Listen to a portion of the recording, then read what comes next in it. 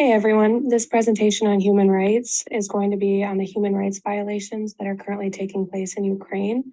This presentation was created by Lisa Morehouse, Nicole Huber, and Kaylin Gwynn.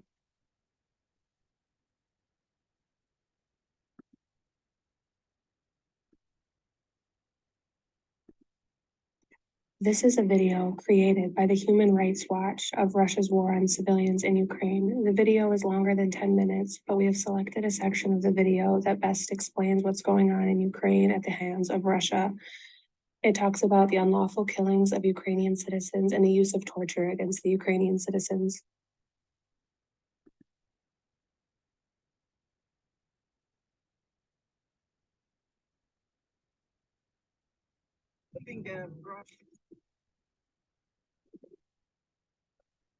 Human Rights Watch arrived in Bucha just 4 days after Russian forces left the area.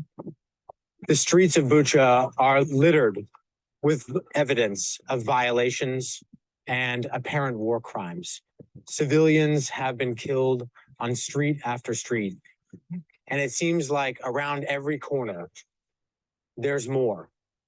We saw bodies with their hands tied behind their backs, indicating that they were executed. Bodies were found in a mass grave beside this church, where town officials had buried people after the morgue had filled up. Funeral home workers told us that the bodies showed signs of torture. Among them were women and children. In Bucha and 17 other cities and towns that were formerly occupied, Human Rights Watch interviewed more than 100 people and heard evidence of serious abuse against civilians. There was one large attack on this city that killed at least 47 people on a residential quarter. At the time, a few weeks ago, we were able to document that incident remotely, but now we can finally see for ourselves and further verify all of the details about this incident. But something was hit in the middle of that building. Yes, as well. There was a lot of destruction here. Destruction.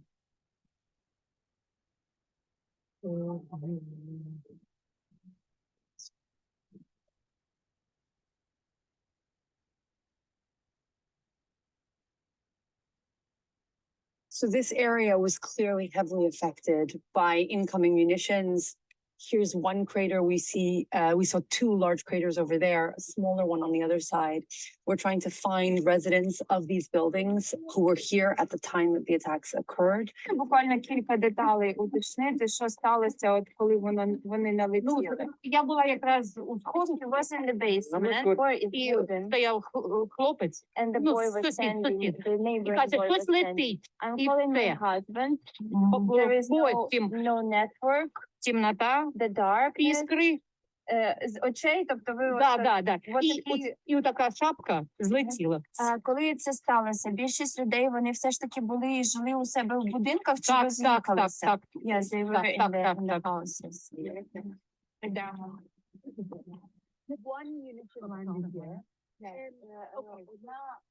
So they were right here in the basement? Yes, they were there. Yeah. Шапка злетіла. Oh, that's why they had the rave. Do you have any sense of why these attacks targeted this area? Were there any military targets, Ukrainian forces, soldiers, vehicles in this area? Нічого вообще. Аптека, жилі масиви, нема нічого. Тут вообще воєнних не було. Вообще нема нічого. Russian forces have used explosive weapons indiscriminately in populated areas throughout this conflict. Just outside of Chernihiv, we saw evidence of a cluster munition, an inaccurate, unreliable weapon that's banned by most countries. In the latest fighting, Russian forces have used at least 6 different types of cluster munitions, killing hundreds of civilians. Ukrainian forces also appear to have used cluster munitions, at least once. So we are in Kiev. We just got a lead that there's a man who has survived captivity by Russians. Igor is a hairdresser from Kiev. He fled with his family to Bogdany village when the conflict started. But Russian soldiers went door to door in the town and he was detained. They brought him to the city of Dimir, where he was held with 49 other people. Я знаю, что одних они шокером пытали, Откуда вы это знаете? Вы видели приходили. и сколько таких было? Такое я слышал с первого дня до последнего, потому что Across occupied areas, people like Igor were rounded up and held in deplorable conditions. Often their families had no idea where they were or if they were alive.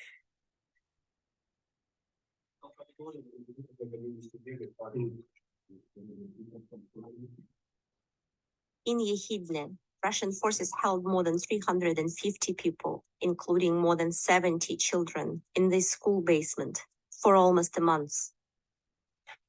10 people died, their names etched here on the wall.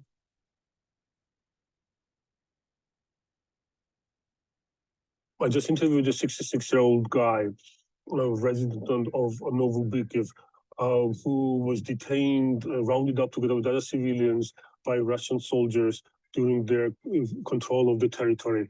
And he was detained in this building. He's so scared that he does not want to be on camera, does not want his name to be used. Let's go inside and I can show you where they were held.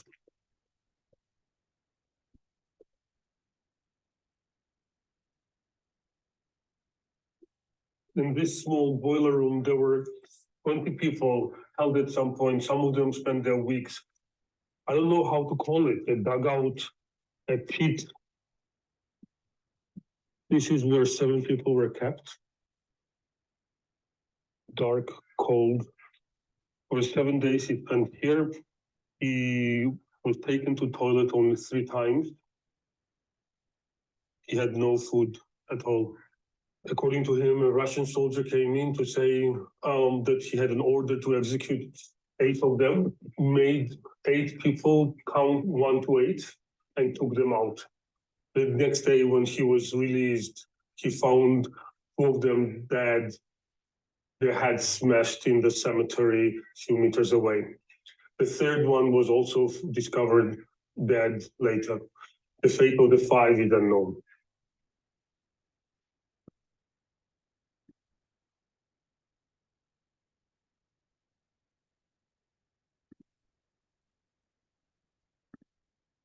In this slide, we will discuss the articles that address the violations against the Universal Declaration of Human Rights.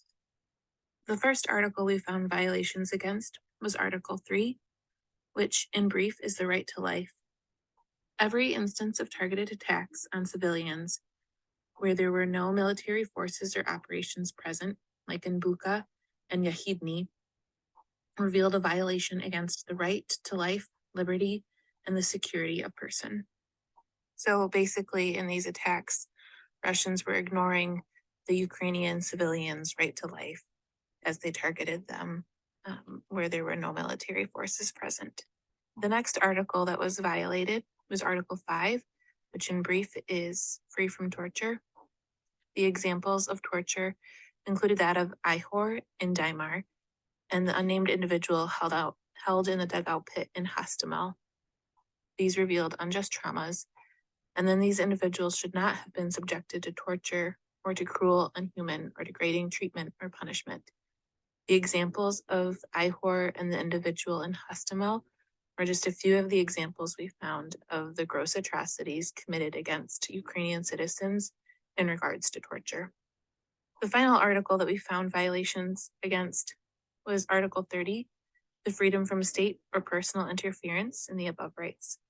The lack of accountability for previous international violations of the Universal Declaration of Human Rights articles has opened the doors for further abuses. So other countries that have had instances where they have violated these rights.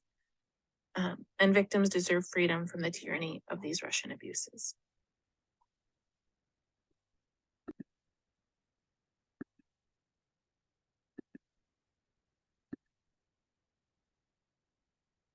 When talking about the cultural context of the Universal Declaration of Human Rights violations, we're going to look at the factors surrounding this issue, the environment and broad situation, and kind of the history of how we got here. In 1991, after 70 years of control from Moscow, Ukraine left the USSR. Following this dissolution, we're going to jump forward to 2014, when the former Ukrainian president rejected greater integration with the European Union, leading to widespread protests by Ukrainians. To salvage the lost influence, Russia played a large part in toppling the Ukrainian government and ended up annexing Crimea, which was a part of the Ukrainian sovereign state. Things did not resolve between Ukraine and Russia between 2014 and 2002, but they did improve. However, in 2022, majorly escalating the conflict that had happened in 2014, Russia stepped in to invade Ukraine, seeking to demilitarize and prevent Ukraine from joining NATO. This invasion that occurred on February 24th, 2022, led to the biggest armed conflict that has taken place in Europe since World War II.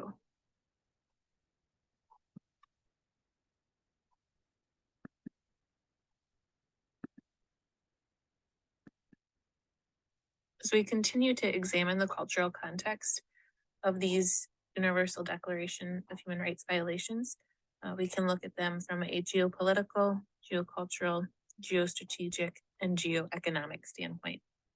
Geopolitically, it's easiest to identify the context in that Ukraine is a natural border to Russia. Geoculturally, Ukraine is central to Russian identity and its origin. They share many cultures and traditions. And then Kyiv, which was the first capital city of the Slavic states in the 9th century, is critical to both Ukraine and to Russia. Geostrategically, Ukraine, again, it's a natural border to Russia, so they share a lot of common needs.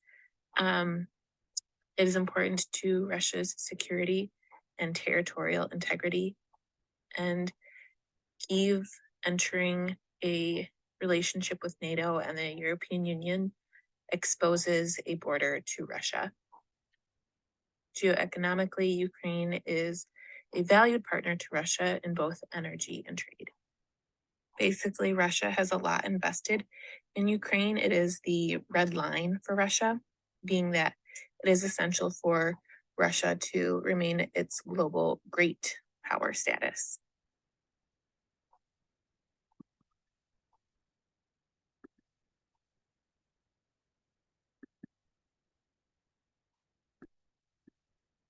The International Federation of Social Workers Code of Ethics from the Global Social Work Statement of Ethical Principles in 2018.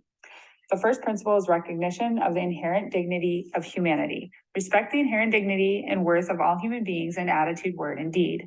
The second is promoting human rights. Embrace and promote fundamental and inalienable rights of human beings. The third one is promote social justice. Responsibility to engage people in achieving social justice in relation to society generally and in relation to the people with whom they work. The fourth is promoting the right to self-determination. Respect and promote people's rights to make their own choices and decisions. 5, promoting the right to participation. Work towards building the self-esteem and capabilities of people. 6, respect for confidentiality and privacy. Work in accordance with people's rights to confidentiality and privacy unless there's a risk of harm to self or to others. Social workers inform the people with whom they work. Treating people as whole persons is number 7. Recognize the biological, psychological, social, and spiritual dimensions of people's lives. Number 8, ethical use of technology and social media. Recognize that the use of digital technology and social media may pose threats to the practice of many ethical standards. 9, professional integrity. Have the competency to do their job, accountable for the actions to the people with whom they work.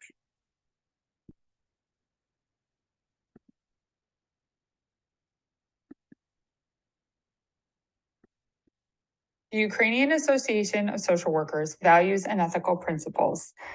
This code of ethics is based on the International Federation of Social Workers definition of social work and the Global Statement of Ethical Principles for Social Work. This code of ethics is almost an exact replica of the Global Statement of Ethical Principles for Social Work. The first principle is a recognition of inherent human dignity. Again, next, promotion of human rights, and then promotion of social justice. To look a little closer at the promotion of social justice, we will look at the principles within that. The first is fight against discrimination and institutional oppression, addressing discrimination and promoting social justice towards society at large and the people they work with. Respect for diversity, work to strengthen inclusive communities, access to fair resources, work for access and equitable distribution of resources and wealth, combating unfair policies and practices, bring attention to inadequate policies and resources. It also states that social workers are not forced to act if it puts them in danger. Building solidarity is actively work to build networks of solidarity to work for transformative change in inclusive and responsible societies. Then promoting the right to self-determination and encouraging eligibility, which is the same as the right to participation, build self-esteem and capabilities.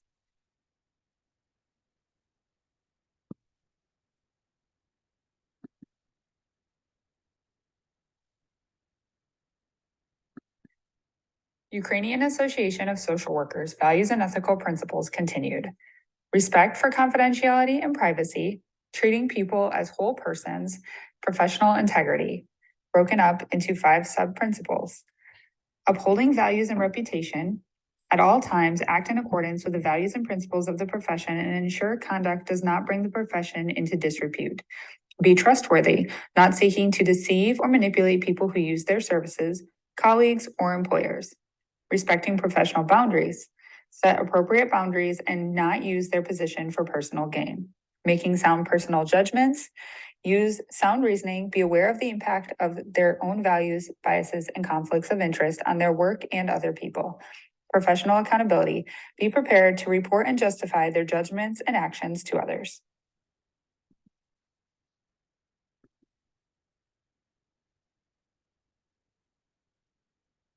Ukrainian Association of Social Workers Principles of Ethical Practice. Development of professional relations, risk assessment and management, act with informed consent, provision of information, use of power in accordance with human rights principles, empowering people, combating human rights violations, preserving of confidentiality, striving for objectivity and self-awareness in professional activity, using professional supervision and peer support to review and improve practice, taking responsibility for one's own practice and continuous professional development, promotion of continuous improvement of professional practice, taking responsibility for the professional development of others, contributing to and facilitating evaluations and research, and the ethical use of technology and social networks.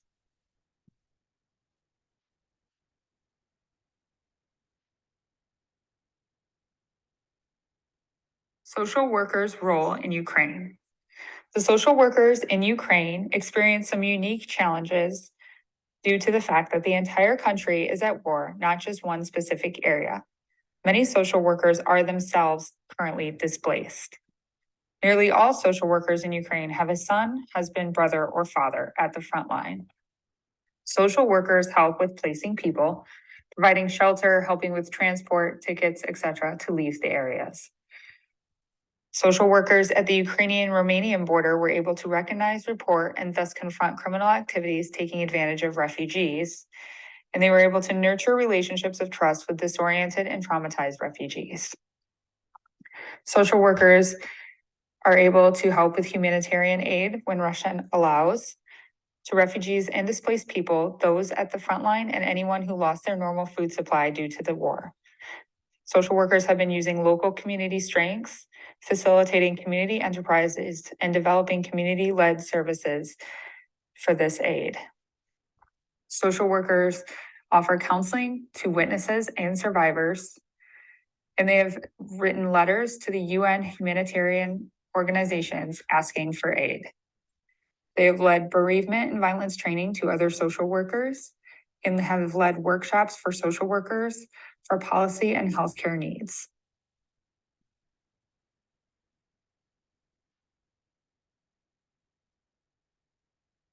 Assistance from other groups, British Association of Social Workers. Solidarity and support for social workers in Ukraine from that association, as well as they assist with refugees as they enter the UK. The United States Agency for International Development airlifts and relief supplies, has convoys that deliver humanitarian assistance to frontline communities, provides multi-sector humanitarian assistance to vulnerable populations across the country, and funding supports 60 local organizations providing relief in conflict-affected and hard-to-reach areas.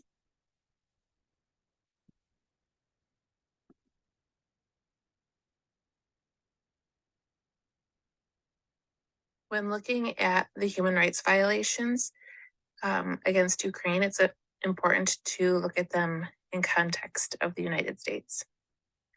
At the United Nations Council in November 2016, the United States stated that it was driven by the founding values of our nation and the notion that international peace, security, and prosperity are strengthened when human rights and fundamental freedoms are respected and protected. It also stated that it was cognizant of our own commitment to address challenges, emphasizing the need to live up to our ideals at home and to meet our international human rights obligations abroad. Going beyond this, in 2021, the Biden administration stated their intent to restore the United States record of supporting human rights. However, following the Biden administration's review of lethal force policies, there still continues to be engagement in foreign drone strikes. This continued use of lethal force violates international humanitarian law and deprives foreign civilians of their right to life.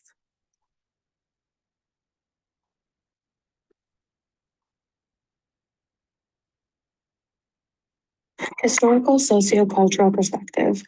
The history of conflict between Ukraine and Russia has existed for a while.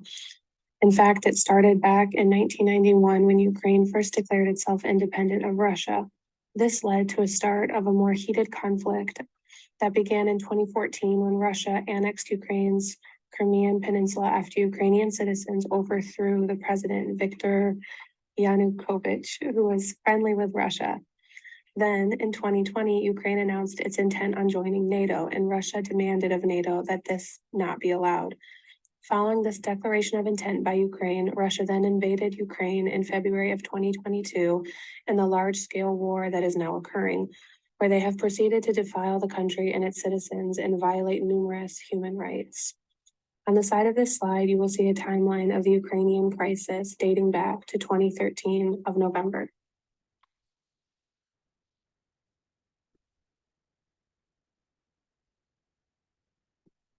On this slide, you'll be able to see the political leadership in the Ukraine-Russia crisis, dating back to 1991, who both leaders were for Ukraine and Russia up until today, where you can see that Vladimir Putin is currently president of Russia and Vladimir Zelensky is currently the president of Ukraine.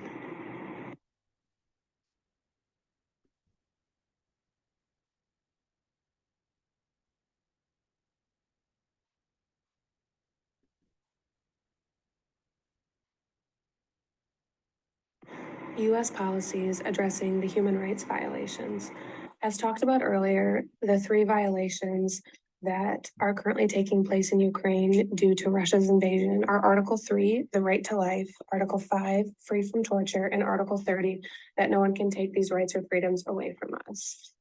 As we all know, the U.S. agreed to sign the UDHR when it was presented to the UN in 1948. And while the U.S. did not openly reject it, like in the case of Ukraine and Russia, we do not always uphold it to the best of our ability, nor has the U.S. ratified the UDHR yet.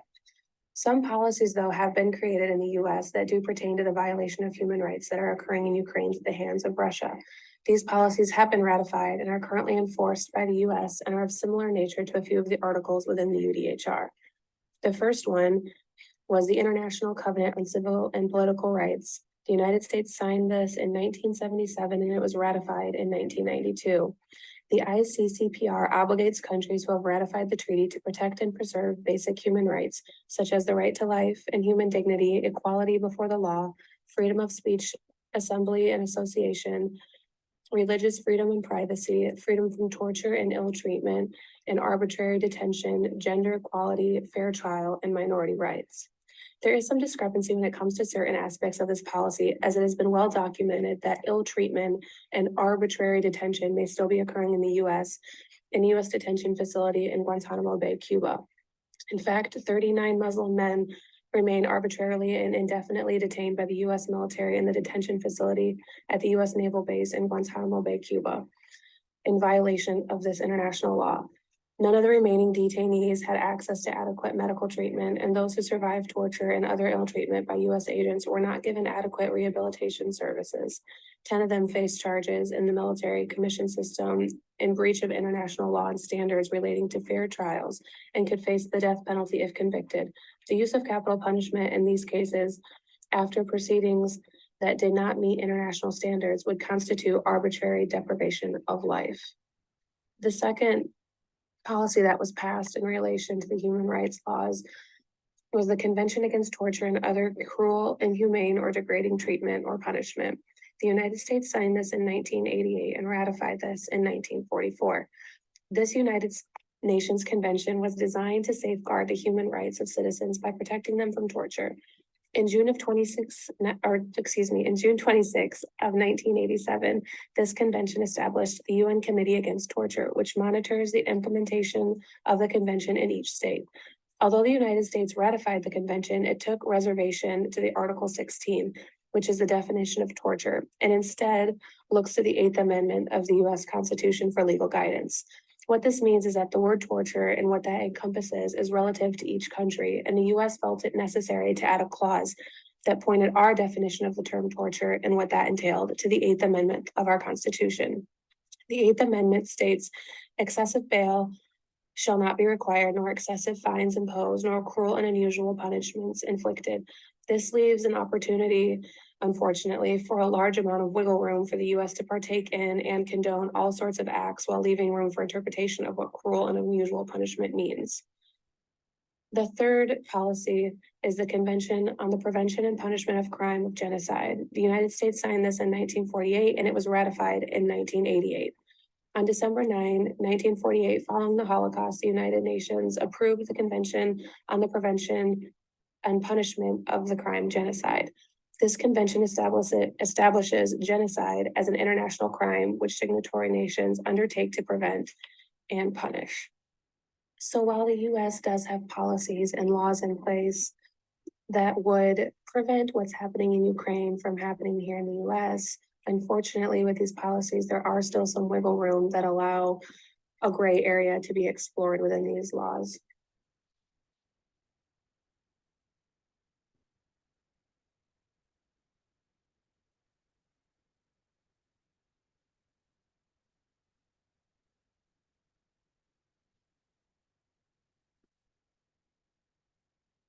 Social work's response to violations. On the macro level, the United States created the Ukraine Human Rights Policy Act of 2022. This is a bill that basically acknowledges the human rights violations that are being committed by Russia against Ukrainian citizens. This bill goes into details as to what the violations are and the United States' intent to hold Russia accountable for its actions. Part of this bill reads, the government of the Russian Federation bears responsibility for the continuing violence in Ukraine and imposition onto Ukrainian sovereignty. The government of Russia's Federation's invasion of Ukraine reflects years of disregard for territorial integrity across the European continent.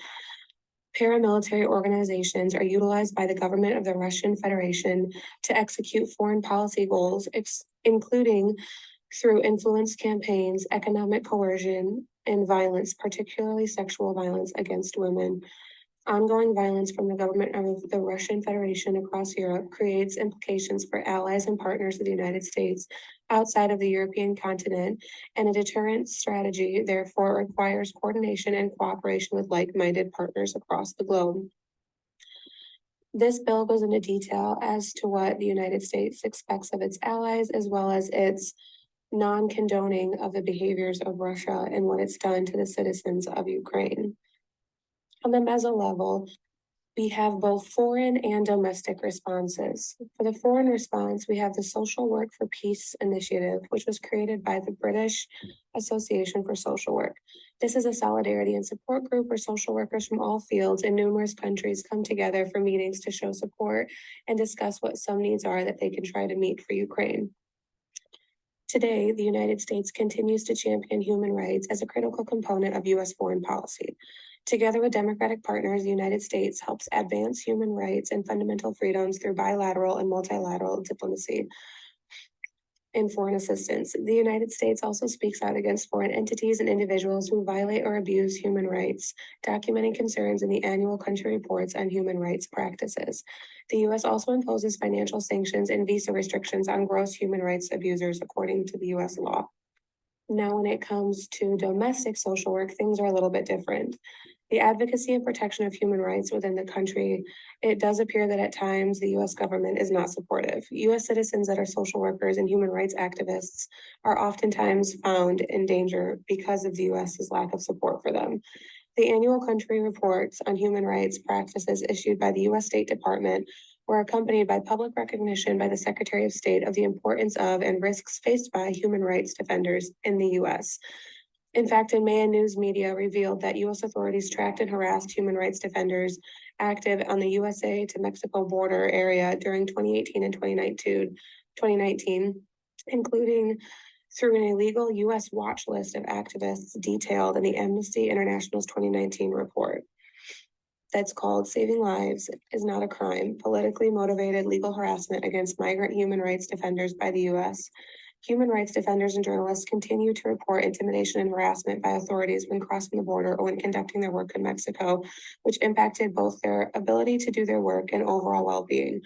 In September, the Office of the Inspector General of the Department of Homeland Security issued a report confirming that agency officials unlawfully harassed journalists and border activists without an appropriate legal basis, and in some cases apparently covered up the violations by destroying evidence of their communications in coordination with Mexican authorities in those abuses. So while the U.S. does champion internationally for its support of social work and its care for human rights, it appears that internally things are not always that way. On the micro level, as a soon-to-be graduate entering into the field of social work, it's important that we take trainings on disaster preparedness, which can be found online through the Global Institution of Social Work. Social workers can also share knowledge on how to respond to war as a social worker with all types of population, especially with children, disabled persons, and the elderly. On the next slide is a video that will go into more detail on what can be done on the micro level for social work, especially in referencing Ukraine's situation.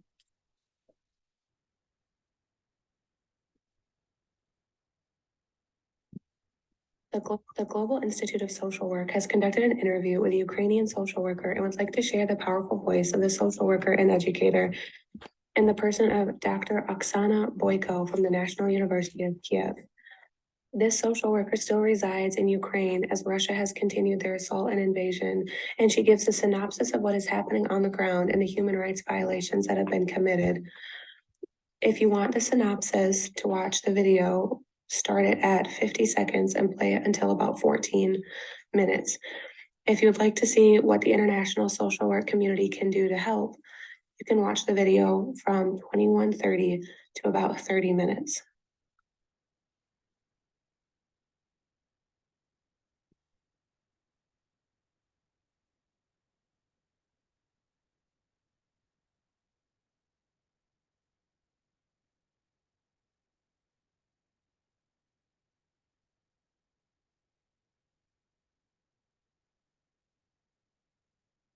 Thank you, Sion. I'm just delighted that I can speak with Oksana and over the course of this meeting, hear any way that we can help that we don't even know already. Because it's such a terrible thing going on, I think people will just be so appalled with what's happening. So anything we can do to help and understand the situation better. That's right. I think we basically like to understand from the Ukrainian social workers' perspective And with us today is Dr. Oksana Boyko, the Associate Professor from the Ukrainian University. I will ask Oksana to introduce herself and tell us what's the situation in Ukraine and the social work response. Thank you very much, dear colleagues. I'm really delighted and grateful for your introduction to the interview to inform the international community, international social work community on what's going on and on the situation in Ukraine. Right now, so we have already more than 46 days of Russian invasion into Ukraine, which is actually real Russian war against Ukrainians, and which is already accepted and acknowledged as a genocide against Ukrainian people, because during the war, so there are usually some rules even, but here these rules are broken, in terms of any human rights or whatever, because there are a lot of civilians which were killed, tortured, because they are just of the fact that they are Ukrainians, children, elderly, women, and etc. So just peaceful local communities that didn't participate in any, that were without any weapon, so they, in all the places where Russian troops were coming, so they were destroying, first of all, they were killing civilians, especially men, males between 16 to 80, and raping children and women, especially young women. So, and it's an awful disaster what is happening here right now. So for the more than 46 days already of the war, we have a real humanitarian crisis all over Ukraine, in large cities, in small towns, as well as in villages. And we have the situations where in most places it is not allowed by Russian troops to create the humanitarian corridors, so as we could help people leave or flee the cities and towns and villages, which are severely bombed. Just to say right now that we the whole territory of Ukraine right now is from the air and from the ground is being bombed, shelled, and there's a lot of shooting. So we have extremely dangerous places, extremely ruined places with, according to statistics, more than 1,400 bombs were put on Ukraine for this period in terms of education, support with some humanitarian support, supporting with some resources. Also, we have prepared together the draft of the letter to OCHA, International Humanitarian Organization, the UN Organization for Humanitarian Assistance, on this, with a briefing on the situation in Mariupol. And in other cities, asking the UN to turn attention to this and to ensure and to ask to ensure humanitarian corridors, so for the people who are suffering there. Also, there was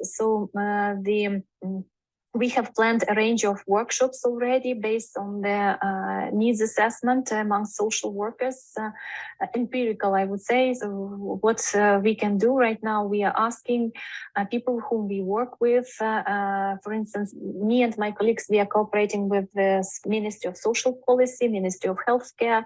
So we asked about their needs of their staff. And the first workshops would be on social work within the war situation. So it's a kind of help the helpers, series, launching this series of help the helpers. But also there would be the next workshop planned would be on how social workers can work with refugees who experienced or who are survivors of rape, violence, and tortures. So we had a lot of also discussion.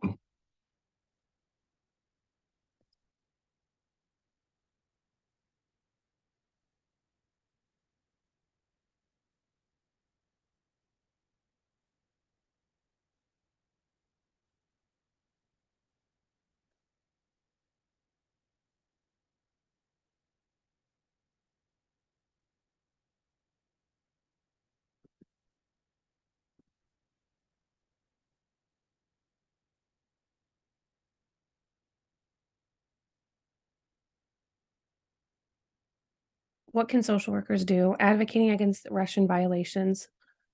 For the amelioration of any issue, increased awareness is essential to bringing about any form of change. Through awareness, reminding others that the immense human suffering and crimes against humanity have not stopped. The NASW Code of Ethics ingrains the importance of maintaining respect and dignity for others. This goes for civilians suffering at home and abroad. Advocate for social justice in a global context and addressing violations from an eco-social perspective. Finally, what can social workers or social work in general Working with vulnerable populations, meso coordinating between different agencies, both here and abroad, and macro investing work into policy advocacy. These are our citations. And thank you for watching.